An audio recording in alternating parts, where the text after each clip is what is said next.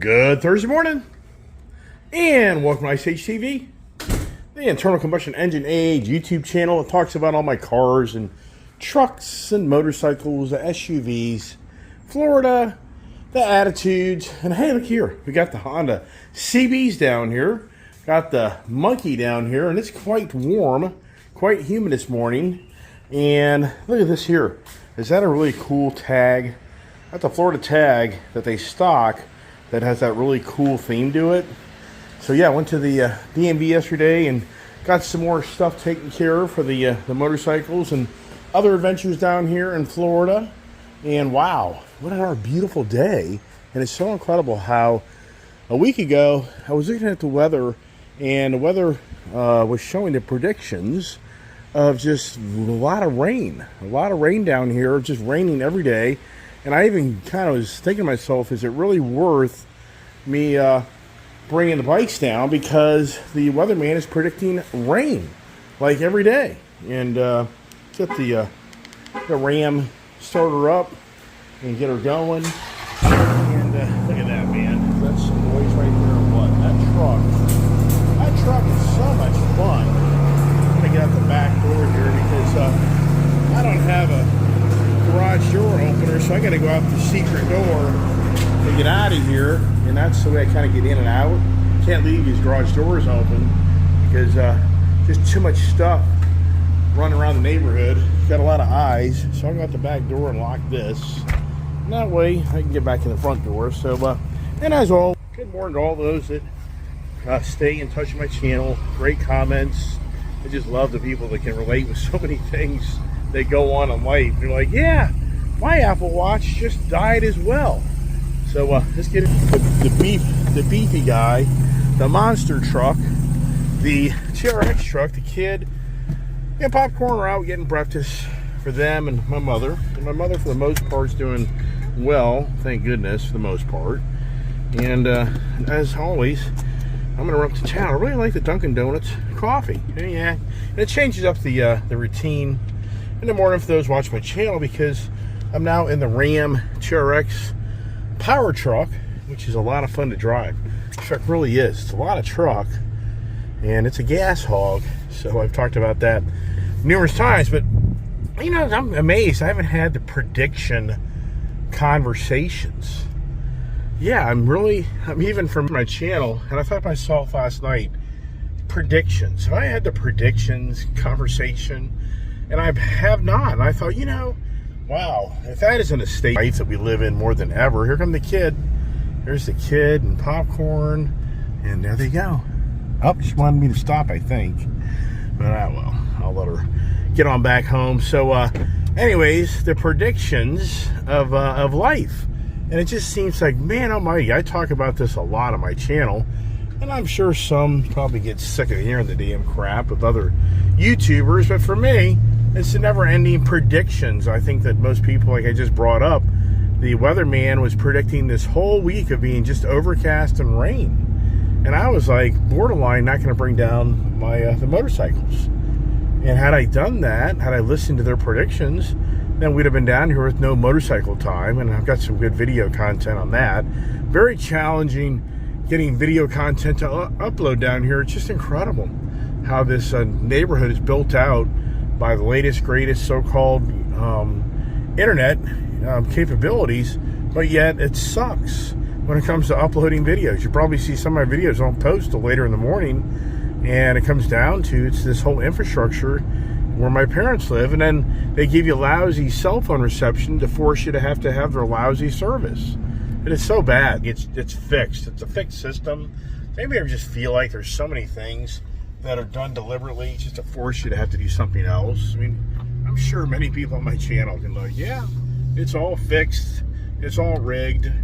I mean, that gets probably pretty heavy and deep. Start talking about politics. Those know those stories. But so, anyways, I thought the predictions would be a great conversation, because it just seems like the most dominant thing that goes on in today's society with all this social media, all the media content, all the journalism. It's a never-ending conversation of someone predicting the outcome of how everything plays out, and it's just to me, it's irritating in so many ways to me as a YouTuber, because so many of these so-called prophets and predictors, they get so much attention, and that's the media machine that has mastered, is this constant predictions of how things are going to play out, what's going to happen, and so many people get fixated on this. And what happens is, I think people get very focused on a particular thing that drives their interest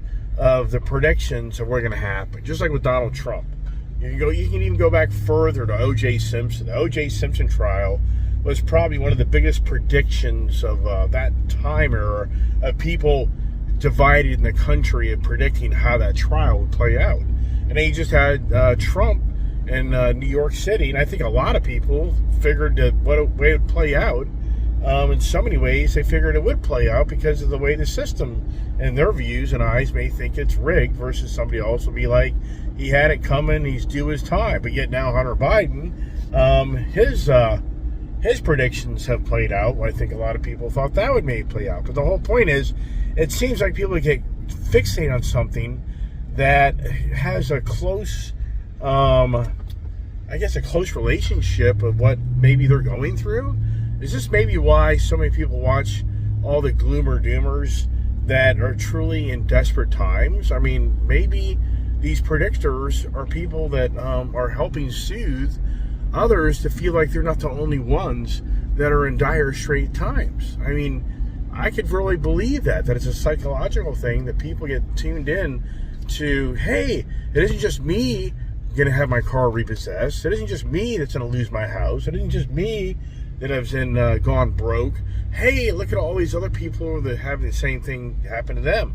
But in some ways, does it drive up the raise your hands up and give up type of attitude? I mean, there's an underlying message of these YouTubers really wanting to just persuade others to join the, you know what, I give up. And what I've said before about this in the on my YouTube channel is, you kind of think it through. So the real estate guy walks around every day of his life telling you that the days of the housing market and the crash is right here. And this individual, and other individuals, constantly, same rhetoric, same thing, that the housing market's in a shambles, it's going to crash, blah, blah, blah, blah. But they're a real estate agent. And do they have an underlying goal that they're going to reap huge rewards from being able to go out and buy homes that are pennies on the dollar? I mean, is this really, are they going to be having people reach out to them now because they're a real estate individual and they're going to be looking to them for guidance on what they should do with their house? I mean, it's a hell of a gig for these guys that are doing this stuff, because their constant rhetoric is the industry they're in. Just like the used car guy that owns a used car lot out there that I talk about a lot. He's constantly showing you and how the car market has been destroyed and it's over and it's so bad. But does that create for him, for people to come to his dealership and he tells them your car just isn't worth much of anything? If you watch my YouTube channel, you'll see that your car has like no value. So, I'll buy that car for pennies on the dollar for you to help you out. I mean, is that the underlying message? Is Dan the Man out of California, is his goal for people to just start unloading stuff left and right? Does he have private investors that are picking up stuff because of his constant rhetoric of really convincing people just to give up? I mean, the underlying message that seems to come to me from all these YouTubers is, it's give up. Just give up. It's not worth it anymore.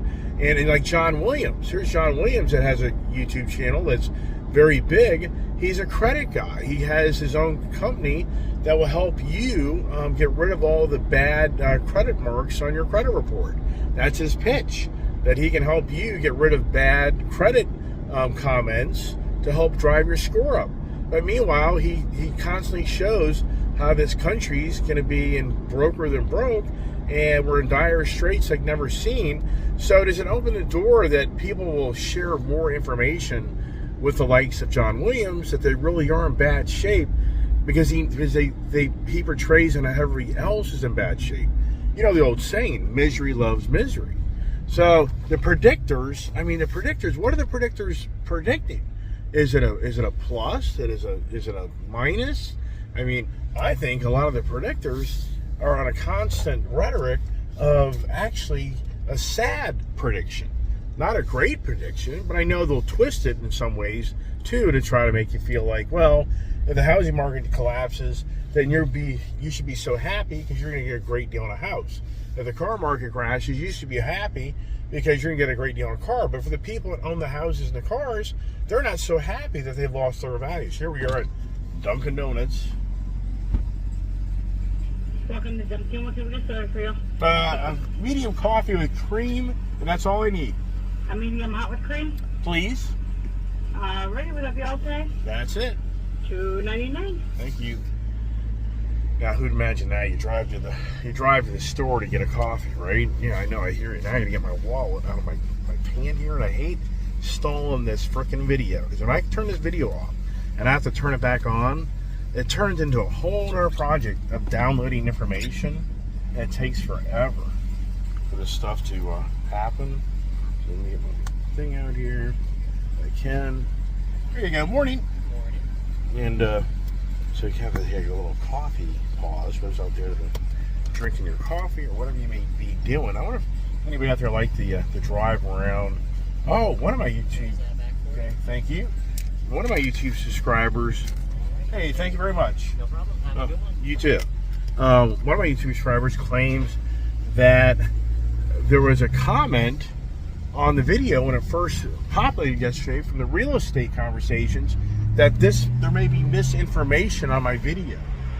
So sometimes as I progress with this YouTube channel, I just think to myself, are there really moderators behind the scenes that are deliberately kind of like making that my channel really doesn't get what I want it to get because it doesn't excite them on what they're getting out of these other YouTubers? I don't know. I think it's far-fetched, but at the same time, one of my subscribers literally said when he first opened the video up, it was saying that this content may be, warning, this information may be misinformation or something.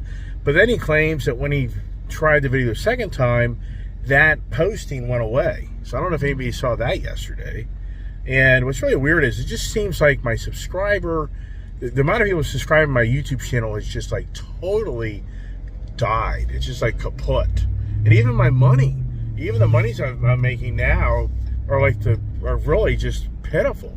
And if you really watch my channel, I really have, kind of gone after YouTube in some ways for the way they do things. And I'm starting to wonder if the moderators behind the scenes are like, hey, this guy here, we just don't like the way he talks about YouTube. It isn't that they can ban me, but we just don't like the way he is starting to tell people really how the YouTube world really works. And he's not a good participant, so I have no idea. But at the same time, every video I post has to be reviewed, and it's probably artificial intelligence, would be my guess. So do I know much more about that? I don't. I'm not the internal guy behind the scenes in the YouTube studio, YouTube content, that looks over content and says it gets to be published or it doesn't. So yeah. Here's another story for you. The Whipple Supercharger, beyond believable.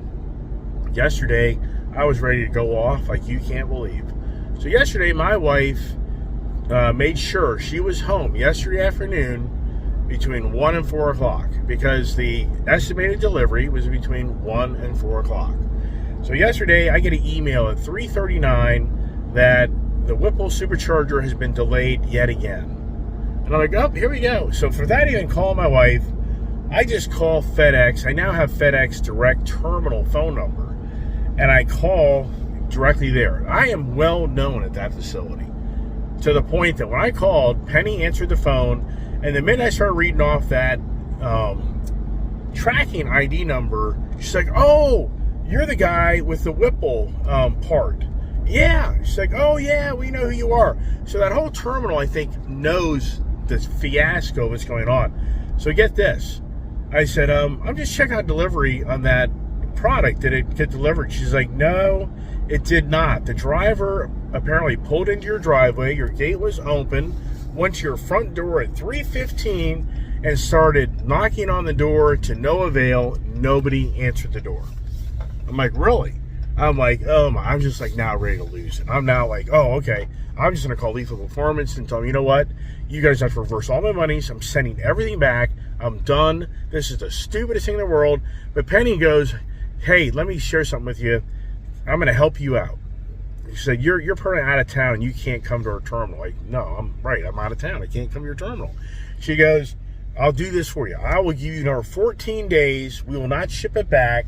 We'll give you 14 days from today to come get it. I said, well, that'll work because I'll be back in town probably late next week or whenever. And she's like, well, I'll tell you what, I can override that rule about it being shipped back. And, oh, that's so funny. So the guy literally followed me right behind me, and that gate just about went down on him, but then the radar caught it. So anyway, so Penny said, hey, look, I understand the challenges. We know what's going on.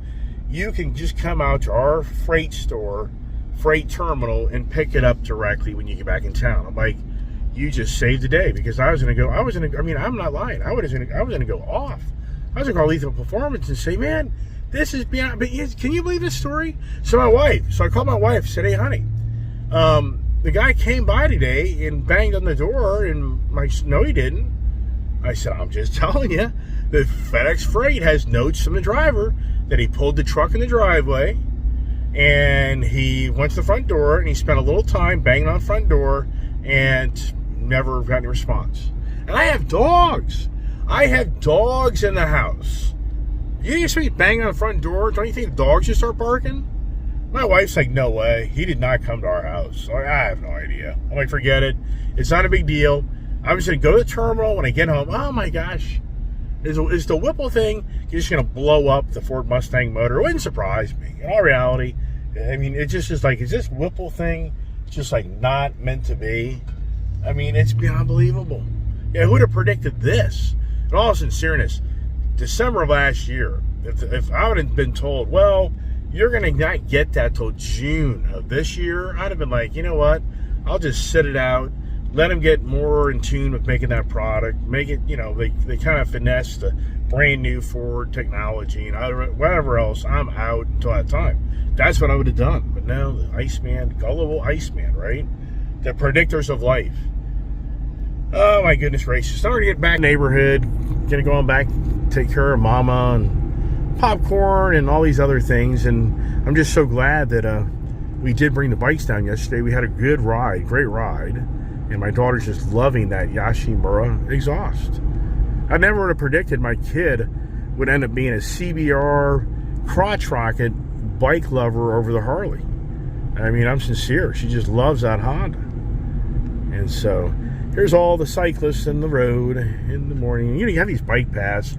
I guess they're walking paths. I guess that's what you call them. So this lady here, does she make a left-hand turn right in front of me? She comes to the stop sign. Will she stop at the stop sign? Of course not. That's the way it works in the world of cycling, right? People know that story. Yeah, so anyways, the predictions. It seems like more than ever in today's society, I mean, in some ways, I think the predictions are abused. I really do. I think that we live in a society of abuse more than ever. I think mentally more than ever, we're being abused more than people realize.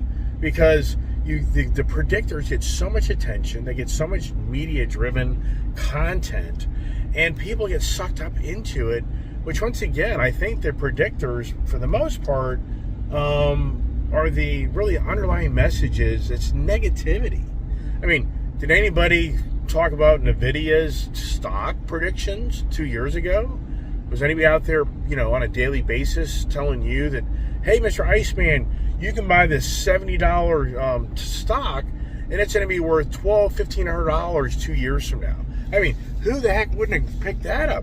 I mean, so where's the predictions of the good times?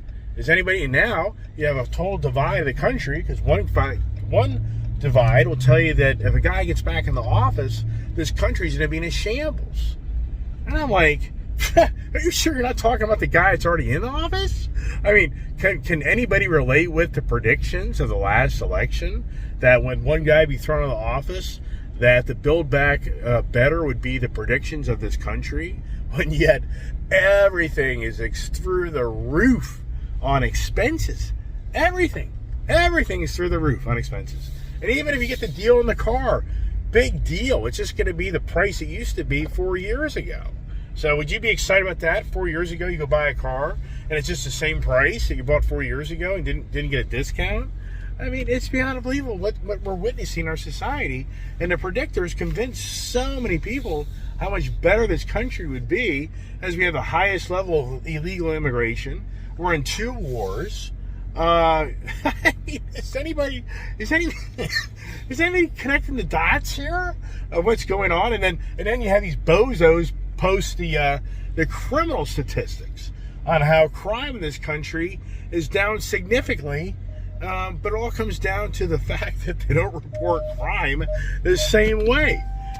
So the predictors have predicted that the city and administration, this country, everything would be so much better. Where do those people raise their hand and say, oh, by the way, my predictions were totally wrong? Have you ever heard that? Have you ever known somebody to tell you, all my predictions I told you, I was totally stupid, I was totally wrong? You don't get that. You won't get that. You won't get a peep out of that. They'll just talk about the next prediction. So the next prediction is going to be, well, this is what's going to happen if that happens, and if that happens, that is what's going to happen. Yeah, right. Oh my gosh. Let's get out of the car here. Let's just see. Oh, I hit the stop button. Getting out of the truck. But hey, we're back here in the Ice Age, much more consolidated garage, man cave. And yeah, just kind of trying to round things up here on the morning conversations, all the predictions of what we live in society. And what's interesting here, article about how they're saying now, the prediction is in 2030, there's going to be a glut of oil in the world. Yep, they're saying it right now with all the transition to the renewable energies, alternative energies, that in 2030, the world oil markets are going to be in a shambles because it's not going to be as much use of the world oil, which I would mean, hey, your ICE engine vehicle is going to be buying, what, 50-cent dollar fuel? Yeah, right. Yeah. Who believes that prediction? I mean, and that's the thing now. We're right now in the election year of 2024, and there's so many things going on around us.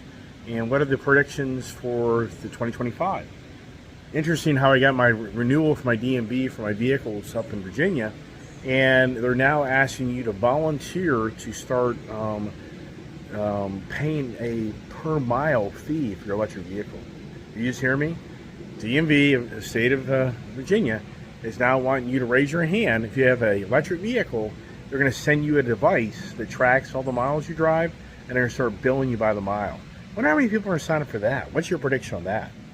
I mean, wow. I mean, just all the things that are going on in our country, the craziness in my views and eyes, and the reparations. If you really watch my channel, I've talked in great length in California of the reparations. And what's interesting is it's like a year late in my book, but the reparations in California, they have a bill and it's starting to move forward. So it's a very good chance that in California, if you live in California and you're of color and you can show genealogy of you have an ancestry that was slaves in this country, you're going to be paid. It's gaining a lot of traction. So for anybody out there that's watched my channel, I'm sure you've heard these conversations of reparations before. And as I say, it is gaining a lot of attention, and the bill has been created. And does this July or August of this year, or do they wait a little longer till it goes to like the election, the fall election, to show others that certain powers to be stay in power, that California be a great example of what will come to your state eventually too, should the sitting powers that are in our, that are today running the country stay in power. So that'll be the predictions. What's your prediction on that? I would have to say in California, the odds are that reparations bill, I think, will probably come to fruition. I really do. I think it'll happen. Now, it will be as big as a payout that maybe some think it will be. I don't know. I've heard the number like $800 billion. So there it is. That's the morning conversation. As always, appreciate everybody watching my channel. What are you doing today? I don't know. It's always an adventure every day. But we'll figure something out to have some fun. So I hope everybody has a blessed day. Don out there got himself a new CRF 300 Rally. He picked it up yesterday. He was showing off it to me on my own personal, he's showing me videos and pictures, and a really cool bike. So Mr. Don out there is having a blast being a kid again on his Enduro dirt bike, which is cool. I think that's a really cool bike. It's a powerful bike too. You can get down the road more than fast enough, and it's a nimble bike, so that'll be pretty cool, Don. So congratulations on your bike out there. Be safe, and as always, for everybody out there watching my channel, thanks so much for participating, weighing in the comments, and hope everybody has a blessed day. So God bless, stay safe, and stay tuned.